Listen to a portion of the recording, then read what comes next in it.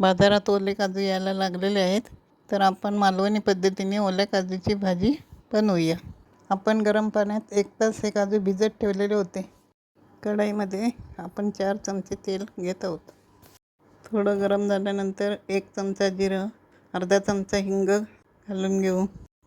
एक बारीक चिरलेला कांदा घेतलेला आहे, तो घालून घेऊ आणि छान परतून घेऊ. 1 छोटा चमचा हळद घालत आहे. एक बारीक चिरलेला टमॅटो घेतलेला आहे, तो घालून छान परतून घेऊ.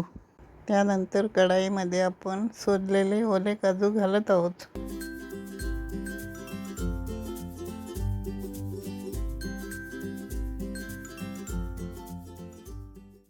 यामध्ये आपण 2 चमचे घरगुती मालवणी मसाला घालत आहोत.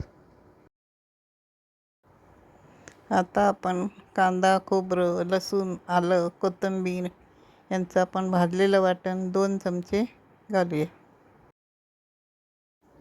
चवीपुरतं आपण मीठ घालत आहोत आणि आपण 5 मिनटं वाफेवर शिजत ठेवणार आहोत. आता 5 मिनटं झालेली आहेत. याच्यामध्ये आपण आता गरम पाणी प्रमाणानुसार घालणार आहोत आणि भाजी 20 मिनटं शिजायला ठेवणार आहोत. अशा पद्धतीने आपली काजूची भाजी तयार झालेली आहे. ही भाजी चवीला फार चविष्ट आणि रुचकर असते. या भाजीबरोबर तुम्ही भात, चपाती, भाकरी खाऊ शकता.